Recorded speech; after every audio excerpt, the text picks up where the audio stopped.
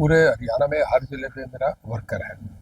Basically एक purpose है कि एक तो वर्करों की पूरी चेन, जब ऐसे वक्त में भी जाऊंगा, आज कोई पार्टी नहीं, कोई पद पे भी नहीं हो, उसके बाद भी अगर वर्कर जुड़ाव रखता है हर जिले पे, ये तो रेगुलर मीटिंग, अगर वर्कर्स मीटिंग करो तो यहाँ भी 2-3 हज़ार से कम नहीं होगा।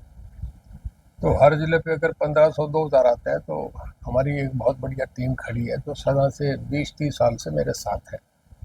और इसके बाद पर्पज़ ये है कि हर ज़िले पे मैं चाह रहा हूँ हमारा 200 ऐसा कमिटेड वर्कर हो जिसको मैं कहूँ भी बस भर के लानी है तो वो बस भर के लाएगा। 1 सितंबर-अक्टूबर में क्या रूपरेखा बनेगी वो तय करूँगा। एक बहुत बड़ी रैली करूँगा, या मैं हिसार करूँगा या सिरसा करूँगा, जिसमें पूरे प्रदेश के होंगे 1 लाख से ज़्यादा भीड़ करूँगा। तो मेरा ये पर्पज़ भी है कि सारी टीम को ऑर्गेनाइज करूँ और उसके लिए तैयार भी करूँ। तो पॉलिटिकल आदमी चुप तो नहीं बैठता, अपना एक्टिव रहता है। ये करके जो पर्पज़ था उस पर घूम रहा हूँ।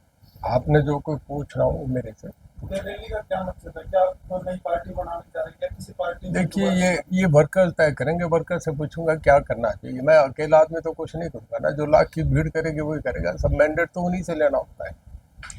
प्रजातंत्र में आप अपना फैसला तो नहीं थोप सकते। वर्कर्स की सलाह बहुत इंपॉर्टेंट होती है। जो मेरे साथ 30 साल से जुड़े हैं, मैं समझता हूँ वर्कर जब कोई रास्ता दिखाता है तो ठीक दिखाता है।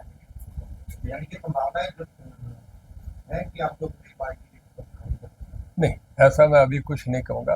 ये मैं अभी नहीं, वो तो उसी वक्त ही अनाउंस होगा जब करेंगे। किसी पार्टी से कोई बातचीत चल रही है? किसी का कोई नहीं आमंत्रण या नहीं, अभी मैं इस मामले में कुछ नहीं कहूँगा। जो आप पूछना चाह रहे हैं वो मैं कोई बात नहीं कहूँगा, वो मौके पे तय होगा। इसका सब सवालों का एक ही जवाब है।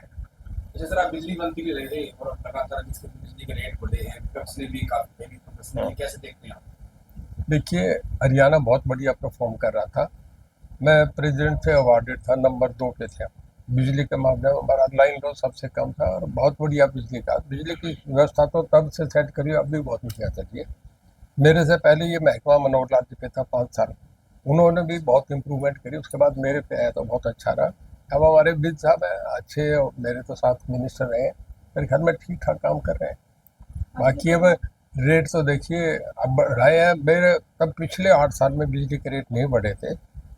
कोशिश जब करनी चाहिए कि रेट नहीं हो, रेट तो नहीं बढ़ने चाहिए थे। मेरे ख्याल में ये हुआ है, ये सरकार को सोचना चाहिए था। आपके टाइम पे भी कोई रेट बढ़ाने को लेकर नहीं सरकार नहीं, की ओर से खैर भी प्रस्ताव नहीं, आया? हमने पहले तय करा था। नहीं, हमने बिजली की व्यवस्था ऐसे करी थी कि हमारे वक्त 8-8 घंटे जो शहर में जो इनमें इंडस्ट्रीज में जाती है उसमें 8 रुपये पर घंटा हमारे वक्त कभी अनब्रेकेबल चलती थी। तो हमें इंडस्ट्री से इतना रेवेन्यू आ रहा था।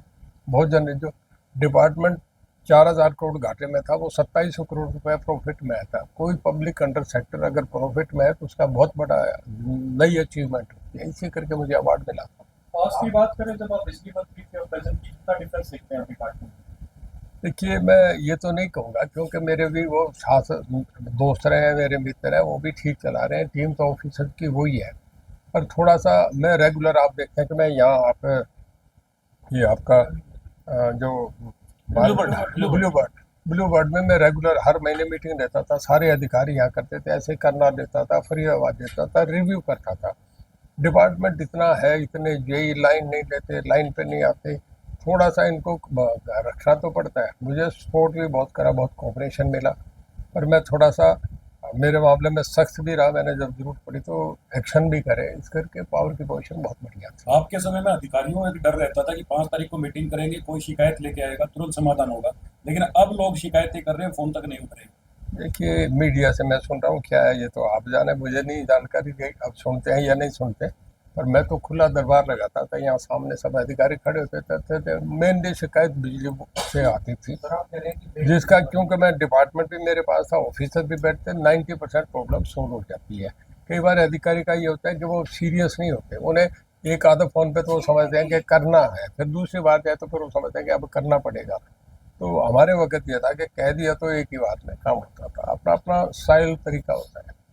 आप कह रहे हैं कि रेट नहीं बढ़ती, लेकिन फिर आप ये लोग ये भी कह रहे हैं डिपार्टमेंट सही काम नहीं, डिपार्टमेंट तो ठीक चल रहा है, मैं तो देख रहा हूँ, ऑफिसर तो वही है। नहीं, जनता रेट नहीं बढ़ने चाहिए। देखिए, मैं आपसे बताऊं, मैं रेगुलर मीटिंग करता था। उसका मतलब मेरे वक्त ये हुआ कि ट्यूबवेल कनेक्शंस नहीं पेंडिंग थे। हैदराबाद की कंपनी थी, उसने कर दिया, मैंने उसे ब्लैक लिस्ट करा, उसका जो पैसा था सब उसका रख गया।